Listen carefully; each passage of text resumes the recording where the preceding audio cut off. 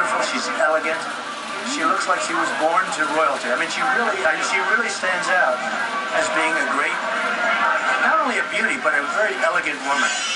Ayoko na kasi parang like balikan and something na parang sana pala ganito yung sinagot ko. Hindi mo na mababalikin eh. Nangyari na at nangyari. So, looking forward na lang tayo sa kung anong babalikan natin sa bansa. Parang kung hindi talaga para sa'yo, hindi para sa'yo. Kahit ano sigurong ganda ng sinagot mo, kung hindi para sa'yo yung corona, hindi na para sa'yo. Yes. How would you have answered the question now that you've been able to think, perhaps, Hindi, about parang the kasi question?